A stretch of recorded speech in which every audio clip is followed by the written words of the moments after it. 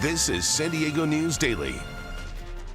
Hello and welcome to San Diego News Daily. I'm Dana Williams. If you live in the city of San Diego and maybe you're worried about how you're going to pay the new trash fees for trash pickup, you might be able to get some help. The city has launched a website offering financial assistance to families that qualify.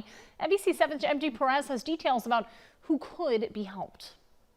The bills to pay for trash pickup at single-family homes in San Diego have started to add up. While the city is still trying to determine the financial benefit this year, one thing is for sure, there are plenty of people who say they cannot afford the price. $534 times 2. Because you have a double property? Exactly. John Gamboa has lived in this Barrio Logan neighborhood all his life. He's retired like many of his neighbors. They all have City of San Diego trash cans. Many families here are still waiting for their new ones. And that's what we're paying for. Gamboa and his son share the property, living in two separate homes with trash cans like this, barely holding together. I'm on a fixed income. You know, I'm a senior citizen. And, you know, it's just going to be, I have to figure a way to pay for it. The city of San Diego started charging for trash and recycling pickup last summer. Fees depend on the size of the trash bin, ranging from $32 to $43 a month, and that adds up. This week, the city launched a website where customers can apply for financial assistance, but there are income requirements. People on Medi-Cal or EBT could also qualify, but the budget for assistance is limited to the first 7,000 applicants. It will be on a first-come, first-served basis, and it is for 7,000. But the assistance will go a long ways. If they find themselves in this need, they should call, reach out, because it's meant for those that need it. Like Angelica Rivera, who lives in this Logan Heights house with her husband, 2 sons, and 4 grandchildren. They do not own the property. Their rent is $2,000 a month, but the landlord will increase the rent $50 starting in February to cover the cost of the trash fees. No puedo pagarlo, pero pues ¿qué puedo hacer? ¿Qué puedo hacer? Ni modo que le diga yo, no lo pago y así se queda. Tenemos que pagar. But she and others could get help from somewhere else, too. According to the city, something unexpected happened with the website launch. More than 1,400 of our customers have stepped up to say, I want to help my neighbor in donations towards this program. And through that, we've raised over $60,000. That's neighbors helping neighbors take out the trash. MG Perez, NBC 7. And in another neighborhood, it had been decades since Clairemont's community plan had been revitalized, but that changed yesterday when San Diego Mayor Gloria signed a new framework for growth in the area. The new community plan is to bring 14,000 new homes to Clairemont and allow mixed-use opportunities at old shopping centers like Clairemont Town Square. The goal is to create homes where people can use public transit or walk to work and also improve safety. The plan also calls for more green space, including parks, pocket parks, and joint use space. This had not been updated for 30 years. The updated community plan balances our city's need for more housing while taking into consideration the uniqueness of Clairemont. What makes this moment so important is to truly understand that the plan is not about growth on paper. It's about improving our neighborhoods and our quality of life. They also plan to add flex lanes for walkers and bikers who are passing through. And yesterday's signing came one day after the mayor signed a new community plan for the college area as well. That one paves the way for nearly 18,000 more homes, mostly along College Avenue, Montezuma Road, and El Cajon Boulevard. The goal is to have a mix of options for college students, young professionals, and families. And that new plan also calls for new public spaces, including a park along Montezuma, wider sidewalks, and more trees. What I heard was a community that wanted to elevate their community. A safe community, a community with a high quality of life, a place filled with belonging where everyone has the opportunity to be where they want to be.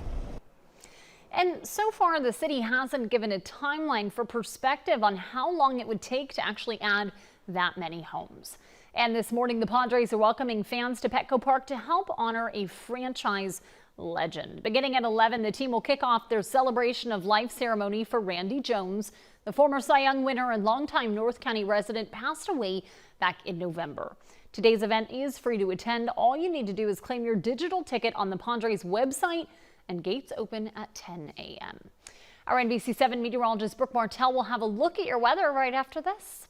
You count on breaking news. People running in the streets, they have their kids, they have their pets. And help preparing for the unexpected. Small fire right now, we'll keep an eye on it. You count on stories from your community. You count on getting different points of view. We're so human. And your voice being heard. We need help. You count on in-depth reporting. It's a mess, and it's making people sick. Because you know the whole story is more than just the headline. This is coverage you count on, only on NBC 7 and Telemundo 20. Taking a look at what you can expect in the forecast today and through the rest of your weekend. We'll start with your Saturday. Mostly cloudy skies, still have that slight chance of rain, mainly over the mountain communities, but wouldn't be surprised if we get a few sprinkles west of the mountains. And is there a possibility we could get some snow? Well, slight chance because of the temperatures reaching freezing levels in the overnight hours over your mountain communities. Mixed in with that moisture late tonight, it is a possibility that we could just get a dusting of snow over places like Mount Laguna. So I'll keep a close eye on that for you. By Sunday, weak to moderate Santa Ana winds. That'll warm us up a little bit more in comparison to those temperatures we have on your Saturday, and it'll dry us out a little bit. If you are heading to Monster Jam at Snapdragon Stadium, this is what you can expect. Temperatures will be right around those low 60s today, and then looking ahead to tomorrow, trending closer to those mid 60s. We'll still have some cloud cover with some of that filtered sunshine. And by about 10 o'clock this morning, this is what we're looking at. Some breezy conditions picking up over the mountains, but still just close to about 15 to 20 miles per hour. And as I mentioned, that slight chance that just some light showers could move through the area from the coast to the valleys. Very spotty. It could be just drizzle even, but by later this afternoon into this evening, more chances for some of that moisture over the mountains before we start to see a little bit more clearing late tonight into tomorrow morning. Now, for your area forecast on this Saturday, trending below seasonal norms in some cases, low to mid 60s at the coast, and right around those upper 50s to about the upper 60s in some cases for the valleys. Now, for the mountain communities, upper 40s to the upper 50s, some 70s in the forecast for your desert region. And wanted to touch on this daily precipitation for San Diego International Airport for the month of January. So 5 days of measurable rainfall so far. And as we get into the rest of the month here, coming up this week, actually, we're going to be seeing those dry conditions persist, but so far we've had about 2.5 inches of rain just in the month of January. And remember that monthly average is right around 2 inches of rain. Of course, most of that rain falling at the start of the month on January 1st. Now here is a look at that future weather pattern as we continue into today and tomorrow. This low pressure system that's been bringing some of that rain is going to continue to move east. Behind it, we're going to have the setup for weak to moderate Santa Ana winds. Like I said, that's going to warm us up, dry us out. This is what it looks like with the temperatures.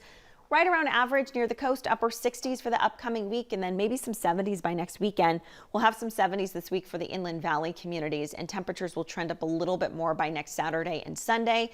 In the meantime, for the mountains, some 50s in the mix before we get back into those 60s, and we'll fluctuate between 60s and 70s over the desert region. Dana. Brooke, thanks so much. And after a 1-week break for the motocross, Monster Jam is back for another weekend of fun. The popular monster truck event runs today and tomorrow at Snapdragon Stadium. There is a meet and greet at 12:30. You need special tickets for that. Otherwise, doors open at 3 and the action begins at 5. Though tomorrow it does start a little earlier with doors opening at 1. The start time is 3 p.m.